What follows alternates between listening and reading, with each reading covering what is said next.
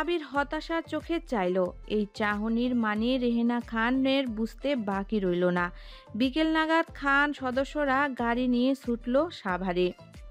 আব্বু, ও আব্বু, তুমি এখনো আমার উপর অভিমান করে আছো? শফিউল আহমেদ তার পুতুলের মতো মেয়ের পানে চাইলেন। কতদিন দেখেনি তার পুতুলকে। ইশারায় ডাকলেন ত্রিনাকে। শফিউল আহমেদ ত্রিনা পায়ের কাছ থেকে ছুটে গিয়ে বসল শফিউল আহমেদের নিকট। শফিউল আহমেদ ত্রিনার চোখের পানি মুছল, ললাটে চুমু দিয়ে মাথায় হাত বুলিয়ে দিয়ে বলল, অনেক শুকিয়ে গেছিস। বাবার কথায় আহ্লাদি হলো ত্রিনা। ত্রিনা বুঝে গেছে তার বাবার মন গলে গেছে। চট করে উঠে দাঁড়ালো ত্রিনা। বাবার জন্য চা বানাতে গেল রান্নাঘরে। ত্রিনা কক্ষ ত্যাগ করতেই প্রবেশ করলো আতিক খান ও রেহেনা। সাহেলা খানম পাশের টি টেবিলে নাস্তা রেখে বসলেন পাশে। আতিক খান শফিউল আহমেদের নিকট নাস্তার বাটি এগিয়ে দিলেন। মৃদু গলায় বলে উঠলেন, ভাইজান, পুতুলকে আমার চাই ওর পরীক্ষার পর পর অনুষ্ঠান করে নিতে, আপনি কি বলেন? শফিউল আহমেদ নরম গলায় জবাব দিল, রোদেলা মায়ের বিয়ে ঠিক হয়েছে শুনলাম। সে তারিখ আমায় ফোন দিয়ে আলোচনা করে ফিক্সড করে দিয়েছে। 1 তারিখ নাগাদ হবে। একটা যাক, তারপর নেহাত ত্রিনার আয়োজন করা হবে। রেহেনা সম্মতি দিল, তার ভাইকে শুধালো, তাই ভালো হবে, ততদিনে তুমিও সুস্থ হবে। পারিবারিক আলোচনার মাঝে ত্রিনা এসে চা দিয়ে গেল। তার বড়দের আলোচনা না থাকাই ভালো। ত্রিনা তড়িৎ স্থান ত্যাগ করলো। কার সাথে কথা বলছিস আন্নি? আন্নি পেছন ফিরে চাইল। মেহরিমা দাঁড়িয়ে আছে। আন্নির শুকনো ঢোক গিলল। তার মাকে শুধালো, না মানে মা, আসলে আমার একটা বন্ধু। মেহরিমা মেয়ের এমন তোতলানো দেখে হাত থেকে ফোনটা কেড়ে নিল। স্ক্রিনে দেখতে পেল রাইট নামে সেভ করা নাম্বার। মেহরিমা ভ্রু কুচকালো, গম্ভীর কণ্ঠে বলতে লাগলো, প্রেম করছিস? আন্নি কি বলবে বুঝতে পারছে না। মাথা নিচু করে ভয়ে ভয়ে জবাব দিল, হ্যাঁ মা। মেহরিমা মেয়ের স্বীকারোক্তি দেখে হতভম্ব। তাহলে কি চলছে আন্নির সাথে? চা খাবেন মশাই? মেলি কণ্ঠে চোখ ফিরে চাইল আবির। কালো শাড়িতে পুতুলকে দারুণ লাগছে। বিয়ের পর আজ টিনা প্রথম শাড়ি পরেছে। চুলগুলো ছেড়ে দিয়েছে। একটা লালচে কাঠগোলাপ দিলে হয়তো প্রথম দিনের মতো ভয়ঙ্কর সুন্দর লাগতো আবিরের মতে। এখনো আবির ড্যাব ড্যাব করে চেয়ে আছে। টিনা গলা খাকারি দিল। চা মুখের সামনে ধরে আবারও শুধালো, খেয়ে নিন, না হলে ঠান্ডা হয়ে যাবে। আমার বানানো স্পেশাল চা, না খেলেই মিস। আবির হাত থেকে চাটা নিল, হালকা চুমুক দিয়ে এগিয়ে দিল ফের টিনার পানে। টিনা ভ্রু কুচকালো। আবির জবাব দিল, মনে হয় চিনি ঠিক হয়নি। টিনা চুমুক দিল।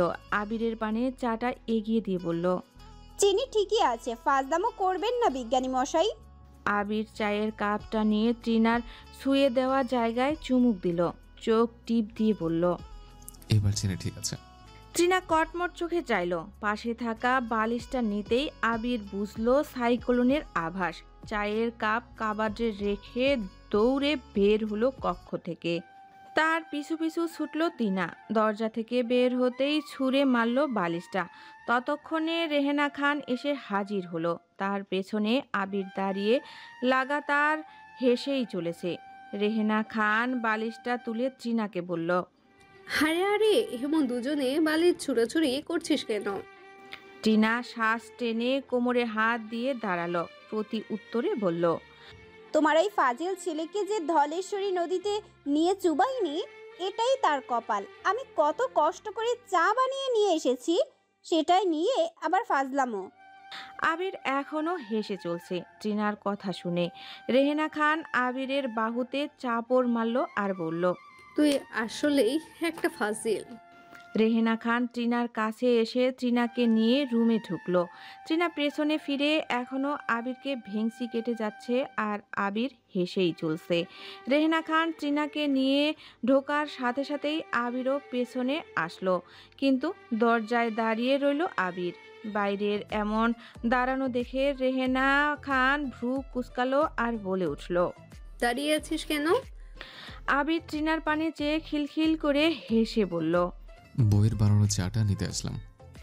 অমনি আবির কাবার থেকে চায়ের কাপটা নিয়ে ছুটে বেরিয়ে গেল। রেহেনা খান এদের খুনসুটি দেখে একগাল হেসে বলে উঠল, দুইটাই পাগল। কতদিন ধরে রায়দের সঙ্গে তোর প্রেমের সম্পর্ক? বসার ঘরে সবার মাঝে মাথা নিচু করে আন্নি তনয় আহমেদকে জবাব দিল, তন্ময় ভাইয়ের বিয়ের পর থেকে। সবাই হতভম্ব আন্নির কথা শুনে। তনয় আহমেদ গম্ভীর কণ্ঠে বলল, তোমার আজ থেকে ফোন চালানো বন্ধ। আমি এখন এই মুহূর্ত থেকে সিদ্ধান্ত নিলাম রোদেলার বিয়ের দিনই তোমার আমি বিয়ে দিব, আর সেটাও আমার পছন্দের ছেলের সাথে। বাবার কথা শুনে আন্নির চোখ ছলছল করে উঠল। আন্নি দিশেহারা অবস্থায় চেঁচিয়ে বলে উঠল, আমি তাকে অনেক ভালোবাসি, তাকে ছাড়া আমি কাউকে বিয়ে করতে পারবো না। তনয় আহমেদ কিছু বললেন না, সোফা হতে উঠে আন্নির নিকট আসলেন। আন্নির সামনে দাঁড়িয়ে বললেন, 1 তারিখ হতে আর মাত্র 10 দিন বাকি, তা আমি যা বলবো তাই তোমাকে মেনে নিতে হবে। তনয় আহমেদের এই বলেই আন্নির হাতখানা ধরে টেনে কক্ষে ঢুকিয়ে দরজা বন্ধ করে দিলেন। আন্নির ফোনখানা তনয় আহমেদ নিয়ে গেলেন। আন্নির রুমের মধ্যে চিৎকার করতে লাগলো অনবরত। বসার রুম তনয় আহমেদ ত্যাগ করলেন। ছাদে গিয়ে ফোন লাগালেন রাইতকে আন্নির ফোন থেকে। কিছুক্ষণ বাদেই অপর প্রান্তে রিসিভ হলো কল। আসসালামু আলাইকুম। ওয়ালাইকুম আসসালাম। আমি আন্নির বাবা বলছি। আমি তোমার সাথে দেখা করতে চাই। আঙ্কেল, কি হয়েছে? আপনি কেন দেখা করতে চাইছেন?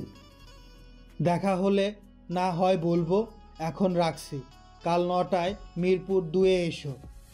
তনয় আহমেদ কল কেটে মোবাইলটা বন্ধ করে দিলেন। পুতুল, তোমার ছেড়ে থাকতে আমার কষ্ট হবে। ট্রিনা হাসলো তার বিজ্ঞানী মশাইয়ের কথা শুনে।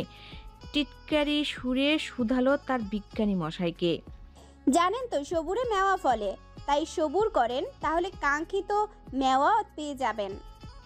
তিনার কথা শুনে চোখ কপালে উঠে গেল আবিরের।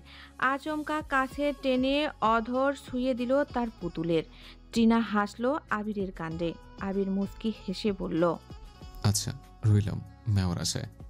আবির বিদায় নিল তার পুতুলের কাছ থেকে। কিছুক্ষণ বাদেই খান সদস্যরা বিদায় নিল আহমেদ ভিলা থেকে, কিন্তু আবিরের মন যে পড়ে রইল তার পুতুলের নিকট। তারপর গাড়িতে উঠে স্টার্ট দিল, উদ্দেশ্য উত্তরা যাওয়া। আমার মেয়েকে কতটুকু ভালোবাসো? রাত মন ভার করে বলে উঠল, সীমাহীন ভালোবাসা আপনার মেয়ের জন্য। আপনার মেয়ে কখনো প্রতারিত হবে না আমার জীবনে আসলে। তনয় আহমেদ খুব ভালোভাবেই জানে রায় ছেলেটা খুবই ভালো। তার সততা ও সাহস দেখে তনয় আহমেদ মুগ্ধ। কিছু সময় নীরব থেকে রায়তকে শুধালো, বাসায় কে কে আছে তোমার? রায়ত জবাব দিল, বাবা মা, একমাত্র বোন আয়ানা, দাদা দাদি। তনয় আহমেদ আবার প্রশ্ন করলো রায়তকে, কে কে জানে আন্নির সাথে তোমার যে একটা সম্পর্ক? রায়ত মুস্কি হাসলো, জবাবে বলল, বাসায় সবাই জানে আন্নির কথা। তারা চাইছিল আপনাদের বাসায় যেতে, কিন্তু আমি বারণ করেছি। শুনলাম রিয়াদের সাথে রোদেলা আপুর সাথে বিয়ে ঠিক হয়েছে, তাই আপনাদের চাপে ফেলতে চাইনি। তাছাড়া রোদেলা আপুর বিয়ে না হলে আমরা কিভাবে আগাতাম বলুন? তনয় আহমেদ রায়দের কথা শুনে বলে উঠল, কাল তোমার পরিবার নিয়ে চলে আসবে আমাদের বাসায়, বাকি কথা ওখানেই হবে। আর শোনো, আমি কখনো চাইবো না আমার মেয়ে কষ্টে থাকুক। আমি চাই তোমরা একসাথে জীবনটা গুছিয়ে নাও। রায়ত হাঁপ ছেড়ে বাঁচল। সে এখন নিশ্চিন্ত। তনয় আহমেদকে গাড়িতে উঠিয়ে দিয়ে বাইক স্টার্ট দিয়ে চলে গেল রায়ত। তনয় আহমেদ বাসার ঘরে বসে আছে, বাকিরাও সেখানে উপস্থিত। তন্নিকে জড়িয়ে কেঁদেই চলেছে আন্নি। তনয় আহমেদ আন্নির উদ্দেশ্যে বলল, কেঁদে কোনো লাভ নেই অনু। আমি কাল বলে দিয়েছি, কাল বিকেলে তারা দেখতে আসবে, আর বিয়েটা 1 তারিখে হবে। তন্নি, ওকে নিয়ে যাও রুমে। ফোন চাইলেও দিবে না, তাহলে আমি কি করতে পারি তা তোমরা সবাই ভালো করেই জানো। আন্নিকে নিয়ে তন্নি রুমে চলে গেল। ভাবি, একবার কথা বলবো শুধু, কেউ কিচ্ছু জানবে না। ও ভাবি, ভাবি। আন্নির কান্না তন্নি সহ্য করতে পারল না, গিয়ে আটকে দিল দরজা। মোবাইলখানা হাতে দিল আন্নির। আন্নির দু হাতে উল্টো পাশ দিয়ে চোখের পানি মুছল। ধূপধাপ নাম্বার ডায়াল করলো, কিন্তু ফলাফল শূন্য। মোবাইলের মধ্য থেকে ভেসে আসলো, আপনার ডায়ালকৃত নাম্বারটি এই মুহূর্তে বন্ধ আছে, কিছুক্ষণ পর আবার চেষ্টা করুন। আন্নি আবার হু হু করে কেঁদে উঠল। সে যদি রাইতকে না পায় তবে সে বিষ খাবে, মনে মনে ভেবে নিল। অভিমান করে বসে রইল জানলার পানে। তন্নি কি করবে তার ননদের এই হাল দেখে, তাই ভেবে পাচ্ছে না। অতপর বেরিয়ে গেল কক্ষ থেকে। তোকে খুব মিষ্টি লাগছে রে আন্নি। আন্নি তৃণার পানে চাইলো, হাউমাউ করে তৃণাকে জড়িয়ে ধরলো। তৃণা হকচকিত হলো। আন্নির কান্নার কারণ বুঝতে পারছে না তৃণা। আন্নি দু গালে হাত দিয়ে মুখখানা উঠালো তৃণা। আন্নিকে শুধালো, কি হয়েছে আন্নি? আন্নি কান্না মাখা মুখে জবাব দিল, আমি রাইতকে ভালোবাসি। তিনু, তুই কিছু কর। কাল থেকে রাইতের ফোন বন্ধ, একটু আগেও কল দিলাম, ধরলো না। আমি কি করব এখন? বাবা, বাবা, আমার বিয়ে ঠিক করে ফেলেছে, রোদেলা আপুর সাথে বিয়ে হবে। আমি পারবো না তিনু, এই বিয়ে করতে পারবো না আমি। আজ দেখতে এসে আন্টি বদল করে দেবে। তুই তো সব পারিস, বিয়েটা আটকা। তৃণা আন্নির মাথায় হাত বুলালো আর বলল, চিন্তা করিস না, আমি দেখছি ব্যাপারটা। তুই এভাবে কান্নাকাটি করিস না, দেখতে আসলেই তো আর বিয়ে হয়ে যায় না, আসতে দে। কিছুক্ষণ বাদেই ডাক পড়লো তৃণার। তৃণা কক্ষ ত্যাগ করলো আন্নিকে রেখে। রোদেলা আন্নিকে শাড়িতে অপসরীর মতো লাগছে। ড্রেসিং টেবিলের সামনে থেকে মোবাইলটা হাতে নিয়ে আবারও ফোন করলো রাইতকে আন্নি, কিন্তু ফলাফল শূন্য। আবারও মেয়েলি কণ্ঠে ভেসে আসলো, আপনার কাঙ্ক্ষিত নাম্বারটা এই মুহূর্তে বন্ধ আছে। আন্নি হতাশা হলো, ফিক্কে মেরে বিছানায় ফেলে দিল মোবাইলটাকে। চুপ করে বসে রইল কাঠের টুলে। বৈঠক ঘরে মেহমান বসে আছে। তনয় আহমেদ তৃণাকে আর রোদেলাকে বলল আন্নিকে যেন নিয়ে আসা হয় বৈঠক ঘরে। কিছুক্ষণের মাঝেই আন্নিকে এনে বসিয়ে দেওয়া হলো। আন্নিকে দেখা মাত্রই আয়না রায়েদের পাশ থেকে উঠে গিয়ে আন্নির কাছে বসলো। আন্নি এখনো মাথা নিচু করে আছে। তার কোনো ইচ্ছেই নেই ছেলের মুখ দেখার। বিয়ে যদি হয়েও যায়, এই ছেলেকে সে স্বামী হিসেবে মানবে না। আয়না আন্নির থুতনিতে হাত দিয়ে মুচকি হেসে বলল, বাহ, মাশাল্লাহ। তনয় আহমেদ রাইদের বাবা করিম রহমানকে বলে উঠলেও, তা ভাই সাহেব, আমার মনে হয় ছেলে আর মেয়েকে একটু কথা বলতে দিলে ভালো হয়। ফেরোজা বেগম হাসি মুখে বলল, হ্যাঁ, তা তো অবশ্যই। তনয় আহমেদ তৃণাকে বলল, টিনুমা, অনুকে রুমে নিয়ে যা, আমি ছেলেকে পাঠিয়ে দিচ্ছি।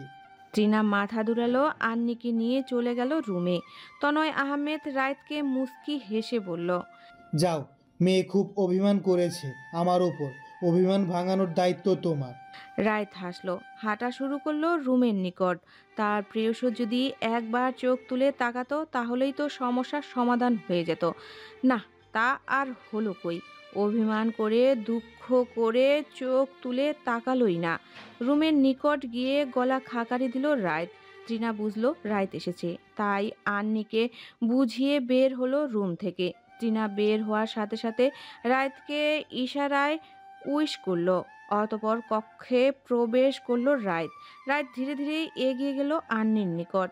মাথা নিচু করে রাইত নরম গলায় বলল, নিসান্নি, কিছু পেতে হলে কিছু দিতে হয়।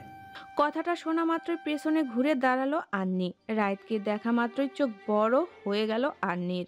নিজের রাগকে কন্ট্রোল না করতে পেরে রাইদের তনুময়ে হাত চালাতে শুরু করলো। চেঁচিয়ে বলে উঠল, ফাজলামো হচ্ছে আমার সাথে? ফোন বন্ধ করে আমার সাথে মজা নেওয়া হচ্ছে? রাইত আন্নির কাণ্ড দেখে হাসলো। আন্নির মেজাজ আরো তীক্ষ্ণ হলো। আবার বলে উঠল রাইতকে, হাতে নাতে একটা শিক্ষা না দিলেই নয়। আমি এখনই বলবো বিয়ে ভেঙে দিতে। আন্নি পাশ কাটিয়ে যাওয়ার আগেই হাত ধরল রাইত। টেনে বুকে জড়িয়ে ধরে ললাটে চুমু খেলো।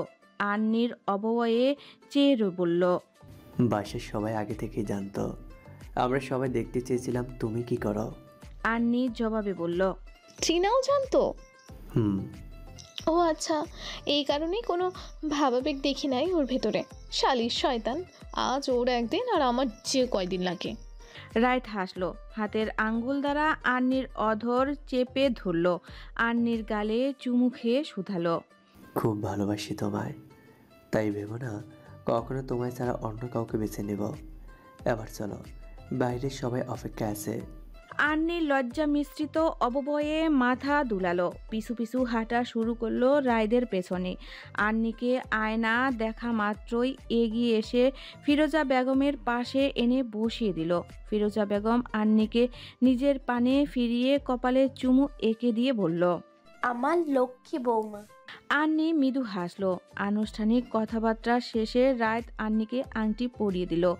ফিরোজা বেগম একটা চুড়ির বক্স থেকে এক জোড়া রুলি বের করে পরিয়ে দিল আন্নির হাতে। পরিশেষে সকলকে জানানো হলো তনয় আহমেদের 2 মেয়ের বিয়ে 1 তারিখেই অনুষ্ঠিত হবে। লোক প্রশাসন গেটের সামনে ফুট ওভার ব্রিজে দাঁড়িয়ে আছে সানি। উদ্দেশ্য তার প্রেয়সীর সাথে দেখা করা। কিছুক্ষণ বাদেই কলেজে ছুটি হবে। এই 4 দিন হলো তাদের একবারও দেখা হয়নি। তাই সানি জাহাঙ্গীরনগর থেকে সোজা বাসে করে এসে বিপিএটিসি নেমেছে। কিছুক্ষণ পর পর হাত ঘড়ি দেখছে সানি। গেট থেকে ছাত্রছাত্রীদের বের হওয়ার ধুম পড়েছে। ফুট ওভার ব্রিজ থেকে পারাপার হচ্ছে শিক্ষার্থীরা। অপর প্রান্তে চেয়ে আছে চাতক পাখির ন্যায় সানি। তুলিকে সিঁড়ি ভেঙে উঠতে দেখে একটা মৃদু হাসি দিল সানি। ওভার ব্রিজে ওঠা মাত্রই সানিকে রেলিং ধরে দাঁড়াতে দেখেই চশমাটা হালকা টেনে উঠিয়ে দিল চোখে। দুজনের চোখাচোখিতে দুজনেই হাসি টানল ঠোঁটে। কাছাকাছি আসতেই ইশারায় নিচে আসতে বলল সানিকে তুলি। সানি মাথার চুল আঙ্গুল দ্বারা ব্রাশ করে হেঁটে চলছে তুলির পিছু পিছু। বিপিএটিসি থেকে রেডিও কলোনি হেঁটে যেতে সময় লাগে 10 মিনিটের মধ্যে। তাই আজ আর বাসে উঠল না তুলি। তুলির পাশাপাশি হাঁটছে সানি। সানি তুলিকে নরম গলায় বলল, কেমন আছো সকিনার আম্মা? তুলি হাসলো, সানির পানে চেয়ে বলল, বলেছি না সকিনার আম্মা বলবেন না, কেমন যেন শুনতে লাগে। আচ্ছা ঠিক আছে। আমার আম্মার পুত্রবধূ কেমন আছেন? তুলি খিলখিল করে হাসলো, জবাবে বলল, জি আলহামদুলিল্লাহ। আপনি? সানি প্রতি উত্তরে বলল, ভালো। আন্নি আপুর বিয়ে ঠিক হয়েছে জানেন? দাওয়াত পেয়েছি। আমি যে পাঞ্জাবিটা দিয়েছি ওটা পরে আসবেন কিন্তু। আচ্ছা। কথা বলতে বলতে রেডিও কলোনিতে চলে আসলো তারা। সানি আক্ষেপের সুরে তুলিকে বলল, সময়গুলো কেমন তাড়াতাড়ি চলে যায়। সময়টা যদি থেমে যেত তাহলে তোমায় আমি সারা জীবন এভাবে দেখে যেতাম। তা হলো কই, সময় তো খুব নিষ্ঠুর। তুলি সানির হাত ধরে রেডিও কলোনির ফুট ওভার ব্রিজ পার হলো। রিকশায় তুলিকে উঠিয়ে দিয়ে বিদায় জানালো। তুলি যাওয়ার সাথে সাথে সানিও রিকশায় উঠে চলে গেল ভাটপাড়ায় নিজের বাসায়। সব কয়টাকে মেরে দিয়েছি ইমতিয়াজ ভাই। ইমতিয়াজ বিস্ময়কর দৃষ্টিতে তাকালো, উদ্বিগ্ন গলায় বলল, কি বলছো কিত্রিনা? নবীনগর থানায় মিসিং কেস হয়েছে। এখন যদি পুলিশ তোমায় ধরে ফেলে? ট্রিনা অট্ট হাসি হাসলো। এতদিন ধরে আপনার সাথে কাজ করেছি, এখনো আমায় চিনলেন না? আফসোস আফসোস। আমি কোনো কাজে হাত দেওয়ার আগে বহুদিন ধরে প্ল্যান করি। ওই জানোয়ারের বাচ্চা যে আমায় সবটা কেড়ে নিতে চাইবে সেটা আমি আগে থেকেই জানতাম। আর জানেন তো, আমার প্রিয় জিনিসে কেউ চোখ দিলে তার অবস্থা এমনই হয়। ইমতিয়াজ বা ক্রুদ্ধ ট্রিনার কথা শুনে কপালে হাত স্লাইড করে বলে উঠল ইমতিয়াজ, আচ্ছা সবটা বুঝলাম, লাশগুলো কই? ট্রিনা কাঠ গলায় জবাব দিল, অ্যাসিড দিয়ে গলিয়ে বুড়িগঙ্গায় ভাসিয়ে দিয়েছি। ইমতিয়াজের গলা শুকিয়ে এলো। সে ভাবতেও পারেনি এতটা বাজেভাবে ট্রিনা মেরেছে। ইমতিয়াজ উত্তেজিত কণ্ঠে ট্রিনাকে বলল, আচ্ছা প্রমাণ লোপাট করেছো কিভাবে? ট্রিনা ইমতিয়াজের পানে চেয়ে অনবরত হাসতে লাগলো। হাসি শেষে দম ফেলে বলল, সিসি ক্যামেরা হ্যাক করে ওই দিনের সব ফুটেজ ডিলিট করে দিয়েছি। আর যা প্রমাণ ছিল অ্যাসিড দিয়ে আর আগুন দিয়ে পুড়িয়ে দিয়েছি। পুলিশের বাপও আমায় ধরতে পারবে না। আমি কোনো কাঁচা কাজ করি না, আমায় নিয়ে চিন্তা করবেন না। আপনি আপনার কাজ চালিয়ে যান। পরবর্তী এমপি হিসেবে আপনাকেই দেখতে চাই ইমতিয়াজ ভাই। টিনা ঘড়ির পানে তাকালো। আজ ইনকোর্সের লাস্ট এক্সাম। টিনা ইমতিয়াজকে বিদায় জানালো, চলে গেল এক্সাম দিতে। টানা 7 দিন শেষে ইনকোর্স পরীক্ষা শেষ হলো। পরীক্ষা শেষ হওয়ার সাথে সাথেই আন্নি আর রোদেলার বিয়ের ডেট এগিয়ে এলো। আবারও আহমেদ সদস্যরা বিয়ের আমেজে মেতে উঠল। কেনাকাটার ধুম পড়েছে। ব্যাংক কলোনির শান্তিকুরির সাজানো হচ্ছে বিয়ের সাজে। হলুদের স্টেজ সাজানো হচ্ছে। বাতাসে যেন বিয়ে বিয়ে ঘ্রাণ পাওয়া যাচ্ছে। বুদ্ধিটা কার মাথা থেকে বের হয়েছে, আমায় কি একটু তোমরা বলবে? নাফিউর স্যার কথাখানা বলে চাইলো আবির, রায়ত রিয়াদের পানে। রিয়াদ আর রায়ত আবিরকে দেখিয়ে বলল, স্যার আবির করেছে সব। আবির চুল চুলকালো, একটা দুষ্টুমি হাসি দিয়ে বলল, আসলে স্যার সবার একই কারণ ছুটি লাগবে, তো তাই একটা দরখাস্ত লিখে ফটোকপি করে নিয়ে আসলাম। কষ্ট করে আর 3-4কে লিখতে হলো না। এখন সময়টা আমাদের কাছে বহু দামি। নাফিউল স্যার অবাক হয়ে বললেন, তাহলে আমার বউয়ের কাছে কি বললো? আমি তাকে নিয়ে সাজে যাচ্ছি 7 দিনের জন্য। আবির বাহু গুটালো, প্রাণবন্ধ হাসি দিয়ে বলল, আমি স্যার দেখুন, ওদের বিয়ের পর আবার আমার বিয়ের অনুষ্ঠানের ডেট ফিক্স হবে। তাই চিন্তা করলাম আপনি না হয় ম্যাডামের সাথে ঘুরে এসে আমার বউ ভাতে অ্যাটেন্ড করবেন। তাছাড়া অনেকদিন হলো আপনারা ঘুরতেও যান না। ম্যাডাম বলল, তাই তো ম্যাডামের কথায় আপনাকে ফাঁসিয়ে দিলাম। নাফিউল স্যার অবাক হতভম্ব। চট করে নিজের ফোনটা বের করলেন, ফোন লাগালেন তার স্ত্রীকে। কোথায় আছো? হলে আছি। এখন আবার তোমার কি হলো? একটু আমার অফিস রুমে এসে দেখা করে যাও, কথা আছে। আসছি।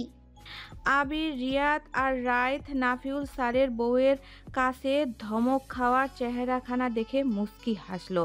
নাফিউল স্যার তাদের হাসি মুখ দেখেই মুখ ভার করে বলল, তোমরা হাসছো? বিয়ে তো করোনি, করো তারপর বুঝবে বউ কি জিনিস। কিছুক্ষণ বাদেই নাফিউল স্যারের স্ত্রী মাইমুনা জাহান হাজির হলেন। ডোন্ট কেয়ার ভাব নিয়ে নাফিউলকে বলে উঠল, আমি তোমার জন্য এখানে আসি না। তুমি ভালো করে জানো ঢাবির রোকেয়া হলে সুপার হলো আমি। আমার আন্ডারেই চলে সেটা।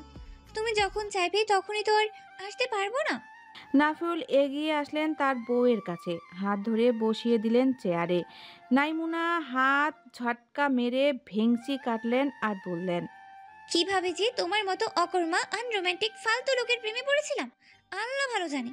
সারাদিন ওই গবেষণা নিয়েই পড়ে থাকলে একদিন দেখবি বউ হারিয়ে গেছে। মাইমুনা আবির ও তার বন্ধুদের উদ্দেশ্যে বলল, তোমরা আবার তোমাদের স্যারের মতো হয়ে যেও না যেন। নাফিউল বউয়ের উদ্দেশ্যে বলল, আহা, স্টুডেন্টদের সামনে কিভাবে কথা বলছো? মাইমুনা আবির, রায়ত রিয়াদের পানে চাইল, ভ্রু কুচকিয়ে বলল, বেশ করেছি, শিখুক, ভবিষ্যতে কাজে আসবে। স্যার ম্যাডামের ঝগড়া দেখে লাগাতার হেসে চলছে আবির আর তার বন্ধুরা। নাফিউল থতমত খেলেন। আচ্ছা আচ্ছা ঠিক আছে, আমরা 2 দিন পরে সাজেক যাব। নাফিউল স্যার দাঁড়ালেন, হালকা হাতের ইশারা দিয়ে বললেন, তোমাদের ছুটি কনফার্ম। 3 বন্ধু নাফিউল স্যারকে বিদায় জানালো। মেহেদি অনুষ্ঠান শেষ। গায়ে হলুদের অনুষ্ঠান শুরু হবে সন্ধ্যা নাগাদ। বাড়িতে মেহমানের আনাগোনা। মেয়েরা সবাই বাসন্তী শাড়ি, ছেলেরা বাসন্তী পাঞ্জাবি। দেখতে ফুলের সমাহার মনে হচ্ছে। বন্ধু মহলের সকলে উপস্থিত।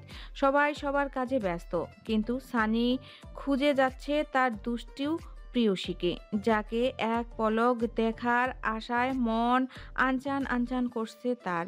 বসন্তকুরির সামনে সাজানো হয়েছে হলুদের স্টেজ। ইতিমধ্যে আন্নি আর রোদেলাকে নিয়ে হাজির হলো তুলি, টিনা, শেহজাদ ও মেহের। সানির চোখ আটকে গেল, পলকহীনভাবে চেয়ে রইল তুলির পানে। পাঞ্জাবির পকেট হতে মোবাইলটা বের করে মেসেজ করলো, বাসন্তী সাজে আমার বাসন্তী প্রিয়সী, অপরূপ লাগছে তোমায় ওগো প্রিয়সী। হৃদয়ের গহীনে তোমায় আঁকি সারা বেলা, এই মাতাল প্রেমিকের তুমি কেন করো দিশেহারা। মেসেজটা দেখা মাত্রই তুলি চারপাশ অবলোকন করলো। চোখের সামনে দেখতে পেল কাঙ্ক্ষিত মানুষটাকে। একটা মিষ্টি হাসি দিয়ে মেসেজের রিপ্লাই দিল, আপনাকে অনেক সুন্দর লাগছে। মেসেজটা পড়ে সানি একটা হাসি দিল, মাথার চুল চুলকিয়ে ঠোঁট কামড়ে ধরল। এর মধ্যেই আবির এসে হাজির সানির কাছে। সানি মোবাইলটা পকেটে রাখলো, জিজ্ঞাসা করলো, দোলাভাই কিছু লাগবে? আবিরকে দেখেই বোঝা যাচ্ছে সে উত্তরা থেকে মাত্রই এসেছে। শান্ত গলায় আবির জবাব দিল। ট্রিনাকে দেখেছো? সানি ইশারায় দেখিয়ে দিল তৃণাকে। মেয়েরা সকলে স্টেজের কাছে। আবির হাসলো, সানির পিঠে চাটি মেরে বলল, তুমি এখানে দাঁড়িয়েছো কেন? চলো, কিছুক্ষণ পরে অনুষ্ঠান শুরু হবে। একে একে সকলেই হলুদ ছুঁয়ে দিচ্ছে আন্নি আর রোদেলাকে। পাড়া প্রতিবেশীরা হই হুল্লোড় করছে। মিউজিক বক্সে একের পর এক গান বাজিয়েই চলছে। এই তো কিছুক্ষণ আগেই বন্ধু মহলের সকলেই নাচলো। আবির আর তৃণাও সকলকে একটা নাচ উপহার দিল। কেউ কেউ তো এদের বন্ডিং দেখে বলছে এরা মেড ফর ইচ আদার। একটা উৎসব মুখর পরিবেশ সৃষ্টি হয়েছে। বসন্ত কুটিরে আজ সত্যি বসন্ত বইছে। তৃণা মাইক্রোফোনটা হাতে নিল, হাসিমাখা কণ্ঠে অ্যানাউন্সমেন্ট করলো, এখন আমাদের মাঝে গান গাইতে আসবে আমাদের বাংলার ওমর সানি। সানি ইশারায় পাউন্সের ইঙ্গিত দিল। মোবাইলটা বের করে মেসেজ টাইপ করলো তুলিকে। তোমায় ডেডিকেট করে গাইবো আজ গানটা। তুলি মেসেজটা দেখে হাসি মুখে চাইলো সানির পানে। সানি অনলাইন থেকে মিলন হবে কতদিনে গানের কারাউটটা প্লে করলো, হাতে মাইক্রোফোনটা নিয়ে গাইতে শুরু করলো। মিলন হবে কত দিনে, অমিলন হবে কত দিনে, আমার মনের মানুষের সনে, আমার মনের মানুষের সনে। সানি তুলির পানে চাইলো, তার হৃদয়ের কথা আজ ব্যক্ত করছে। তুলিও চেয়ে আছে তার প্রেমিকের নেশামাখা চোখে। মিলন হবে কত দিনে, অমিলন হবে কত দিনে, আমার মনের মানুষের সনে, আমার মনের মানুষের সনে। গুরুজনেরা গানটা খুব অনুভূতি নিয়ে শুনছে। এই গান যে প্রত্যেক মানুষের মনে প্রাণে মিশে আছে। গান শেষ হওয়া মাত্রই মাইক্রোফোনে সানি তৃণাকে উদ্দেশ্যে বলল, লাস্ট ওয়ার্নিং তিনু, আমায় ছেঁকাখোর ওমর সানি বলবি না। সানি মাইক্রোফোনটা রাখলো। সবাই সানির এমন কথা শুনে খিলখিল করে হেসে উঠল। খাওয়ার পর্ব শেষ করে শেষ হলো হলুদের পর্ব। বাড়িতে মেহমানে ভরপুর। বহু ধুমধামে বিয়ে হচ্ছে তনয় আহমেদের দুই মেয়ের। কিছুক্ষণ আগেই বিয়ে হয়েছে। এই কিছুক্ষণ আগেও আনন্দ উৎসবে ভরপুর ছিল বসন্ত কুটির। ইতিমধ্যে আষাঢ়ের বৃষ্টি নেমেছে বসন্ত কুটিরে। অঝোর ধারায় বইছে চোখের জল। মেহরিমা কেঁদেই চলছে। তার মেয়েরা বাসা থেকে চলে গেল, বাসাটা যে খা খা করবে। মেয়েদের জীবন বোধহয় এমনই হয়। বিদায়ের পর্ব চলছে। তনয় আহমেদ চোখ মুছলেন। রায়েত ও রিয়াদকে মেয়েদের হাতে তুলে দিয়ে বলে উঠল, আমার টিপি পুতুলদের দিকে খেয়াল রেখো তোমরা। রায়েত ও রিয়াদের মন ভার হলো। রায়েত বলে উঠল, বাবা একদম চিন্তা করবেন না, সে আমার অর্ধাঙ্গিনী, তার ভালো জুড়ে আমার সবটা ভালো হবে, তাই আমি তাকে সব সময় ভালো রাখার চেষ্টা করব। রায়দের কথা শেষ হতে না হতেই রিয়াদ বলল, যে আমার অর্ধাঙ্গিনী হবে তাকে কষ্ট দিতে আমি কখনো সুখী হতে পারবো না, তাই আপনি একদম চিন্তা করবেন না, আপনার মেয়েকে আমি পুতুলের মধ্যে সাজিয়ে রাখবো। তনয় আহমেদ মেয়েদের বিদায় দিলেন। সন্ধ্যার সাথে সাথে বসন্ত কুটির যেন নিস্তব্ধ হয়ে গেল। একে একে সকলে বিদায় নিয়েছে। আহমেদ ভিলার সদস্যরা বের হলো বাসার উদ্দেশ্যে। সারাদিনের ব্যস্ততায় ক্লান্তির ছাপ দেখা যাচ্ছে সকলের অববয়ে। তাই আবিররা আজ বাসায় না গিয়ে আহমেদ ভিলায় থেকে যাবে। পালকি করে না নিয়ে গেলে যাব না শ্বশুর বাড়ি, এটাই শেষ কথা। আবির ভ্রু কুঁচকালো। সে এখন এই পালকি কথা থেকে পাবে। তার পুতুলের মাথায় যত অদ্ভুত বায়না কথা থেকে যে উদয় হয়, আবির কিছুই বুঝতে পারে না। এরই মাঝে রেহেনা আর আতিক রুমের দরজা আটকে দিল। তারা বেশ বুঝতে পারছে আবির আর ট্রিনার কথা কাটাকাটি হচ্ছে। দরজায় কড়া নাড়ার শব্দে ধূপধাপ পা ফেলে দরজাটা খুলে দিল ট্রিনা। আতিক খান ট্রিনার এমন মুখ ফুলিয়ে থাকার কারণ জানতে চাইল। ট্রিনার গাল টানা দিয়ে ট্রিনা আহ্লাদি হলো। আতিক খানকে বলে উঠল, ফুপাব্বু, আমি বউ সেজে পালকি করে শ্বশুর বাড়ি যেতে চাই, আমার ছোটবেলা থেকে শখ। রেহনা খান ট্রিনার কথা শুনে হাসলো, বুকে জড়িয়ে বলল, আচ্ছা, আমরা এখান থেকে উত্তরা অবধি গাড়িতে যাব, তারপর আমাদের বাসায় গলি থেকে তোমার পালকিতে উঠিয়ে দেব। আবির তোমায় পাশে পাশে হাঁটবে, কেমন? ট্রিনা হাসলো আর বলল, তোমরা সেটা ভিডিও করবে, আমি সেই ভিডিও আমার নাতি নাতনিদের দেখিয়ে বলবো, দেখেছিস তোর দাদা আমায় পালকি করে নিয়ে এসেছে, কত মজা হবে বলো ফুপু আম্মু। আবির হাসবে না কাঁদবে কিছুই বুঝতে পারছে না। আতিক খান ছেলের এমন অবস্থা দেখে হেসে উঠল। রেহেনা খান আবিরকে জানান দিল কাল সকালে তারা যাবে, হাতে সময় খুব কম, অনেক কেনাকাটা করতে হবে। আবির সব শেষে বলে উঠল, তা যে বললে পালকি করে নেবে, এই পালকি কোত্থেকে আসবে শুনে? আতিক খান বলল, আমি ম্যানেজ করব। কথা শেষে রেহেনা আতিক দুজনেই কক্ষ ত্যাগ করলো। বিজ্ঞানী মশাই, আপনার এই বুকে মাথা রাখলে নিজেকে খুব নিশ্চিন্ত লাগে। আপনার চোখে তাকিয়ে আমি আপনার মনের ভাষা বুঝতে পারি। আপনার ছোঁয়া পেলে মনের রং লাগে, ভালোবাসার পরশে জুড়িয়ে যায় দেহ মন। আপনি আমাকে কেমন করে গ্রহণ করেছেন তা আমার জানা নেই। ভালোবাসা সবসময় পারফেক্ট হয় না, সে যেমন হোক, তুমি যদি তাকে ভালোবাসতে পারো সেখানেই ভালোবাসার আসল সার্থকতা।